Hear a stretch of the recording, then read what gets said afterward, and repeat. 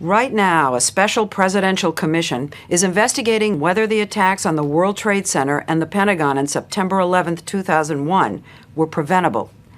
There are a few people in a better position to answer that question than Richard Clarke, the administration's former top advisor on counterterrorism who left the White House last year. Clarke has helped shape U.S. policy on terrorism since the 1980s, when he got his first presidential appointment from Ronald Reagan. He went on to serve the first President Bush, then was President Clinton's terrorism czar, and was held over by President George W. Bush. In testimony before the 9/11 Commission later this week, and in a new book to be published tomorrow, Against All Enemies, Clarke will tell the story of what happened behind the scenes at the White House before, during, and after September 11th. He does so first tonight on 60 Minutes. When the terrorists struck on the morning of 9/11, it was thought that the White House would be the next target, and the building was evacuated. It went from having hundreds of people in the White House complex, a hubbub of activity, to being totally abandoned. Richard Clarke was one of only a handful of people who stayed behind. He ran the government's response to the attacks from the Situation Room in the West Wing. Well, I kept thinking of the words from Apocalypse Now, the whispered words of Marlon Brando when he thought about Vietnam. The horror. Because we knew what was going on in New York. We knew about the bodies flying out of the windows, people falling through the air. We knew that Osama bin Laden had succeeded in bringing horror to the streets of America. After the president returned to the White House on 9/11, he and his top advisors, including Clarke, began holding meetings about how to respond and retaliate. As Clarke writes in his book, he expected the administration to focus its military response on Osama bin Laden and al-Qaeda, but was surprised that the talk quickly turned to another target. You relate a conversation you had with Secretary of Defense Rumsfeld. Well, Rumsfeld was saying that we needed to bomb Iraq, and we all said, but no, al-Qaeda is in Afghanistan, we need to bomb Afghanistan. And Rumsfeld said, there aren't any good targets in Afghanistan, and there are lots of good targets in Iraq. I said, well, there are lots of good targets in lots of places, but Iraq had nothing to do with it. You wrote you thought he was joking. Well, initially I thought when he said there aren't enough targets in Afghanistan, I thought he was joking. Now, what was your reaction to all this Iraq talk? What did you tell everybody? Well, what I said was, invading Iraq or bombing Iraq after we're attacked by somebody else, it's akin to what if Franklin Roosevelt, after Pearl Harbor, instead of going to war with Japan, said, let's invade Mexico. It's very analogous. Yeah, but didn't they think that there was a connection? No, I think they wanted to believe that there was a connection, but the CIA was sitting there, the FBI was sitting there, I was sitting there saying, we've looked at this issue for years. For years we've looked for a connection, and there's just no connection. And you told them that? Absolutely. You personally? I told them that, George Tenet told them that. Who did you tell? I told that to the group, to the Secretary of State, the Secretary of Defense, the Attorney General. They all knew it. You talk about a conversation you personally had with the president. Yes, the president, we were in the Situation Room complex. The president dragged me into a room with a couple of other people, shut the door, and said, I want you to find whether Iraq did this. Now, he never said, make it up, but the entire conversation left me in absolutely no doubt that George Bush wanted me to come back with a report that said, Iraq did this. Didn't you tell him that you'd looked and there'd been no connection? I said, Mr. President, we've done this before. We've been looking at this. We looked at it with an open mind. There's no connection. He came back at me and said, Iraq, Saddam, find out if there's a connection. And in a very intimidating way, that we should come back with that answer. We wrote a report. In other words, you did go back and look. We went back again and we looked. You did, and was it a serious look? It was a serious look. We got together all the FBI experts, all the CIA experts. We wrote the report. We sent the report out to CIA and down to FBI and said, will you sign this report? They all cleared the report. And we sent it up to the president, and it got bounced by the National Security Advisor or her deputy, it'd get bounced and sent back saying, wrong answer. Come on. Do it again. Wrong answer? Do it again. Did the president see it? I have no idea to this day if the president saw it, because after we did it again, it came to the same conclusion. And frankly, Leslie, I don't think the people around the president show him memos like that. I don't think he sees memos that he wouldn't like the answer. Clarke was the president's top advisor on terrorism, and yet it wasn't until 9/11 that he ever got to brief Mr. Bush on the subject. Clarke says that prior to 9/11, this administration did not take the threat seriously. We had a terrorist organization that was going after us, Al-Qaeda. That should have been the first item on the agenda. And it was pushed back and back and back for months. You're about to testify publicly before a committee that wants to know if the Bush administration dropped the ball. What are you going to tell the committee when they ask you that? Well, there's a lot of blame to go around, and I probably deserve some blame too. But on January 24th of 2001, I wrote a memo to Condoleezza Rice asking for urgently, underlined, urgently, a cabinet-level meeting to deal with the impending al-Qaeda attack. And that urgent memo wasn't acted on. Do you blame her for not understanding the significance of terrorism? I blame the entire Bush leadership for continuing to work on Cold War issues when they came back in power in 2001. It was as though they were preserved in amber from when they left office 8 years earlier. They came back, they wanted to work on the same issues right away. Iraq, Star Wars, not the new issues, the new threats that had developed over the preceding 8 years. Clarke finally got his meeting to brief about al-Qaeda in April, 3 months after his urgent request. But it wasn't with the president or the cabinet. It was with the number twos in each relevant department. For the Pentagon, it was Paul Wolfowitz. I began saying, we have to deal with bin Laden, we have to deal with al-Qaeda. Paul Wolfowitz, the Deputy Secretary of Defense, said, no, we don't have to deal with al-Qaeda. Why are we talking about that little guy? We have to talk about Iraqi terrorism against the United States. And I said, Paul, there hasn't been any Iraqi terrorism against the United States in 8 years. And I turned to the Deputy Director of CIA and said, isn't that right? And he said, yeah, that's right. There is no Iraqi terrorism against the United States. In 8 years? In 8 years. Now explain that. He explained that there was no Iraqi terrorism against the U.S. after 1993, when Saddam Hussein attempted to assassinate the first President Bush while he was visiting Kuwait. We responded to that by blowing up Iraqi intelligence headquarters and by sending a very clear message through diplomatic channels to the Iraqis saying, if you do any terrorism against the United States again, it won't just be Iraqi intelligence headquarters, it'll be your whole government. It was a very chilling message. And apparently it worked, because there's absolutely no evidence since that day of Iraqi terrorism directed against the United States until we invaded them. Now there's Iraqi terrorism against the United States. Was there any connection between Saddam Hussein and al-Qaeda? Were they cooperating? No. Was Iraq supporting al-Qaeda? No.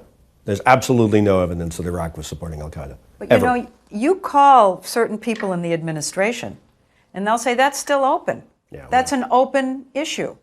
Well, they'll say that until hell freezes over. By June 2001, there still hadn't been a cabinet-level meeting on terrorism, even though the U.S. intelligence community was picking up an unprecedented level of ominous chatter. The CIA director warned the White House. George Tenet was saying to the White House, saying to the president, because he briefed him every morning, a major al-Qaeda attack is going to happen against the United States somewhere in the world in the weeks and months ahead. He said that in June, July, August. The last time the CIA had picked up a similar level of intelligence chatter was back in December 1999, when Clarke was the terrorism czar in the Clinton White House. Clarke says President Clinton ordered his cabinet to go to battle stations, meaning they were on high alert, holding meetings nearly every day.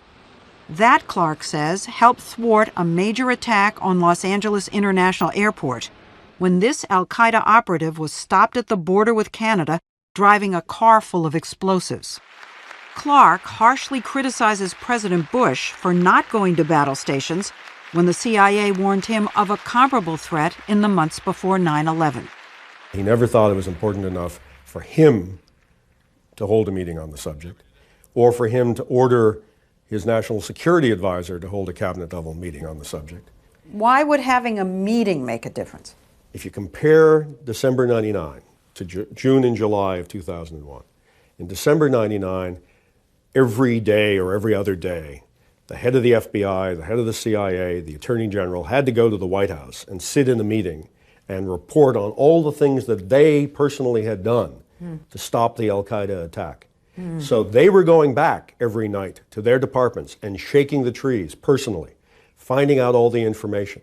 If that had happened in July of 2001, we might have found out in the White House, the Attorney General might have found out that there were al-Qaeda operatives in the United States. FBI at lower levels knew, never told me, never told the highest levels in the FBI. The FBI and the CIA knew that these two al-Qaeda operatives, both among the 9/11 hijackers, had been living in the United States since 2000. Yet neither agency passed that information up the chain of command or told Dick Clarke as the White House terrorism coordinator. And here I am in the White House saying, something's about to happen. Tell me, if a sparrow falls from the tree, I want to know if anything unusual is going on, because we're about to be hit. No one told you. No one told you. The FBI knows they're in the country. Oh. Leslie, if we had put their picture on the CBS Evening News, if we had put their picture on Dan Rather, on USA Today, we could have caught those guys. And then we might have been able to pull that thread and get more of the conspiracy. I'm not saying we could have stopped 9/11, but we could have at least had a chance. But as we all know, the al-Qaeda sleeper cell was left free to plan the 9/11 attack, while Dick Clarke kept agitating for the high-level White House meeting he'd been seeking. You finally did get your cabinet-level meeting. Finally. When did that meeting take place? The cabinet meeting I asked for right after the inauguration took place 1 week prior to 9/11. When Clarke got his meeting on September 4th, he proposed a plan to bomb al-Qaeda sanctuaries in Afghanistan and to kill Osama bin Laden. It's the same plan he had tried to persuade the Clinton administration to adopt, to no avail. When we come back, Clarke's view of the president's actions after 9/11 and the White House view of Clarke. Richard Clarke was in the Reagan, Bush 1, and Clinton administrations before he became George W. Bush's top official on counterterrorism. In a new book, he says that the Bush administration should have and could have taken out al-Qaeda and its training camps in Afghanistan long before the attacks of September 11th. He also says the fact that Osama bin Laden is still at large is another major failure, made possible by what he calls the administration's sluggish response to 9/11. Clarke's book, in effect an indictment of the president's handling of the war on terrorism, arrives just as Mr. Bush is beginning to hit the campaign trail in earnest. I'm George W. Bush, and I approve this message.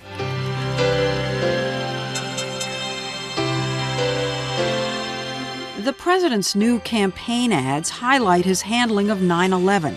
He's making it the centerpiece of his bid for re-election. You're writing this book in the middle of this campaign. The timing, I'm sure you will be questioned about and criticized for. Why are you doing it now? Well, I'm sure I'll be criticized for lots of things, and I'm sure they'll launch their dogs on me. But frankly, I find it outrageous that the president is running for re-election on the grounds that he's done such great things about terrorism. He ignored it. He ignored terrorism for months when maybe we could have done something to stop 9/11. Maybe. We'll never know. Does a person who works in a White House owe the president his loyalty? Yes. Well, this is not a loyal book, I'm sorry. No, I know. It's yes, up to a point. up to a point. When the president starts doing things that risk American lives, then loyalty to him has to be put aside. And the way You think he risked people's lives? I think the way he has responded to Al-Qaeda, both before 9/11 by doing nothing, and by what he's done after 9/11, has made us less safe. Absolutely. Don't you think he handled himself and hit all the right notes after 9/11, showed strength, got us through it? You don't give him credit for that? He gave a really good speech the week after 9/11. You don't give him credit for anything. Nothing. I think he's done a terrible job on the war against terrorism. That may be the most serious indictment yet of the administration's handling of terrorism, since it comes from the president's own former terrorism advisor. It's not a surprise, then, that the number 2 man on the president's National Security Council, Stephen Hadley, vehemently disagrees with Clarke. He says the president has taken the fight to the terrorists and is hardening the homeland. Dick Clarke, he was the administration's top official on counterterrorism. How would you describe the job he did? Look, Dick is very dedicated, very knowledgeable about this issue. When the president came into office, one of the decisions we made was to keep Mr. Clarke and his counterterrorism group intact, bring them into the new administration. He says Clarke did a good job, but is just dead wrong when he says the president didn't heed the warnings about al-Qaeda before the attacks on 9/11. The president heard those warnings. The president met daily with his Chief of Intelligence, the Director of Central Intelligence, George Tenet, and his staff, and they kept him fully informed. And at one point, the president became somewhat impatient with us and said, "I'm tired of swatting flies. Where's my new strategy to eliminate al-Qaeda?" Hadley says that contrary to Clarke's assertion, the president didn't ignore the ominous intelligence chatter in the summer of 2001. All the chatter was of an attack, a potential al-Qaeda attack overseas. But interestingly enough, the president got concerned about whether there was the possibility of an attack on the homeland. He asked the intelligence community, look hard, see if we're missing something about a threat to the homeland. And at that point, various alerts went out from the Federal Aviation Administration to the FBI saying the intelligence suggests a threat overseas. We don't want to be caught unprepared. We don't want to rule out the possibility of a threat to the homeland, and therefore preparatory steps need to be made. So the president put us on battle stations. Now, he's the top terrorism official in this administration at that point. He says you didn't go to battle stations. Well, I think that's just wrong. And he also says Clarke was wrong when he said the president pressured him to find a link between Iraq and 9/11. We cannot find evidence that this conversation between Mr. Clarke and the president ever occurred. Now, can I interrupt you for one sec? We have done our own work on that ourselves. And we have 2 sources who tell us independently of Dick Clarke that there was this encounter. One of them was an actual witness. Look, I stand on what I said, but the point I think we're missing in this is, of course, the president wanted to know if there was any evidence linking Iraq to 9/11. So he's not denying the president asked for another review, nor is he denying that Clarke wrote a memo stating once again that Iraq was not involved in 9/11. In fact, the White House showed us the memo, dated September 18th. As Clarke said, it was bounced back. The notation reads, "Please update and resubmit," and it was written by Stephen Hadley. I asked him to go back, not wrong answer, I asked him to go back and check it again a week or 2 later to make sure there was no new emerging evidence that Iraq was involved. That's what I was asking him to do.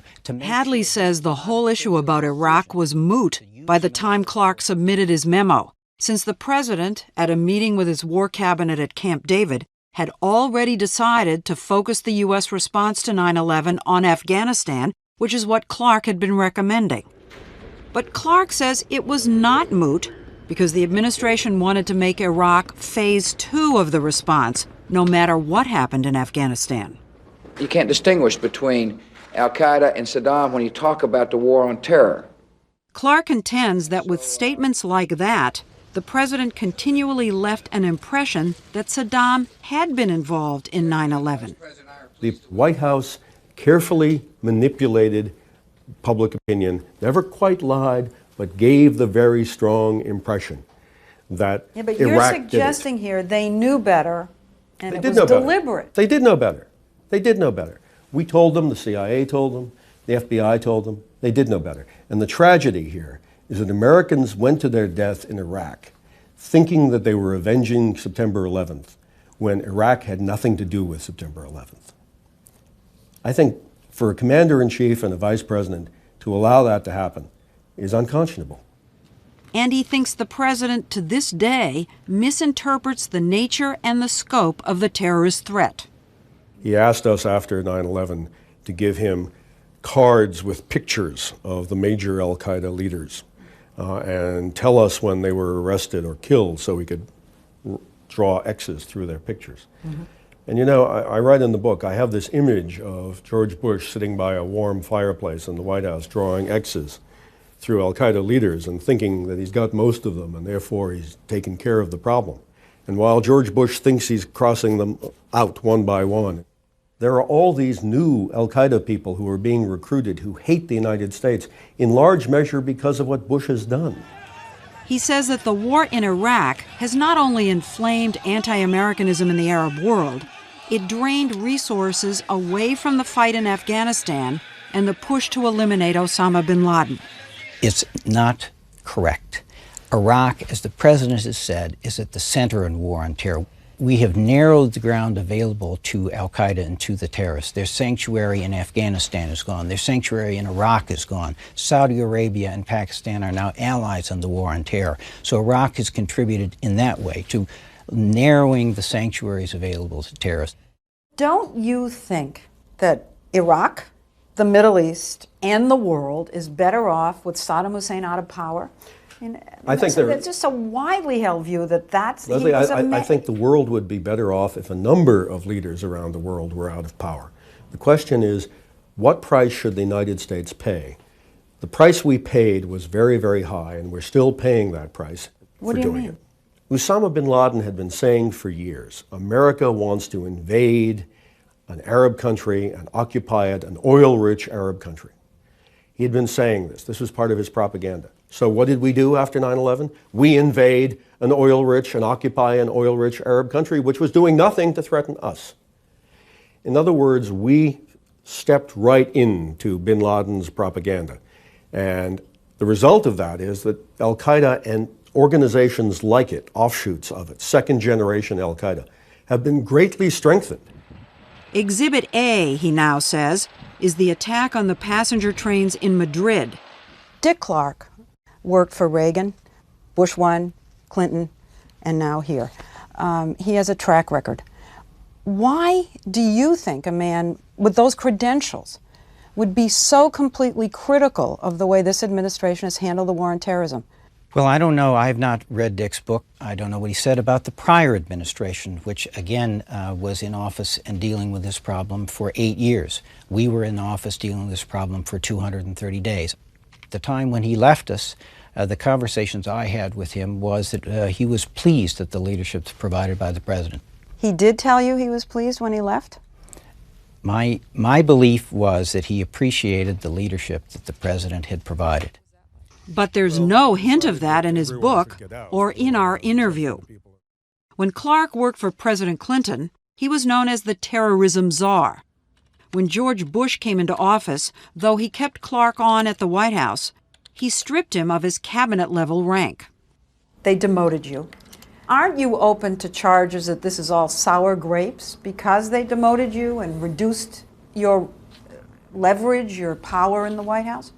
No, frankly, if I had been so upset that the National Coordinator for Counterterrorism had been downgraded from a cabinet-level position to a staff-level position, if that had bothered me enough, I would have quit. I didn't quit. Not for another 2 years. He finally resigned last year after 30 years in government service. A senior White House official told us he thinks Clarke's book is an audition for a job in the Kerry campaign. Are you working to defeat Bush, and are you working to help Kerry get elected? No, I'm not working for Kerry. I'm an independent. I'm not working for the Kerry campaign. We're here at Harvard right now. You teach a course at the Kennedy School with Kerry's national security advisor, Rand Beers. I have worked for Ronald Reagan. I have worked for George Bush I. I have worked for George Bush II. I'm not participating in this campaign, but I am putting facts out that I think people ought to know.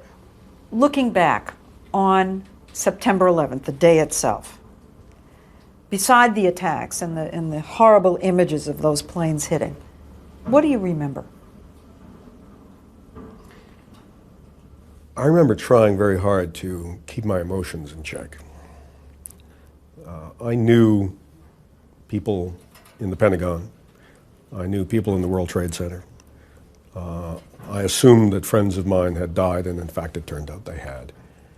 I felt an enormous rage and anger against Al-Qaeda, but also a rage and anger against the U.S. government that we hadn't been able to stop this.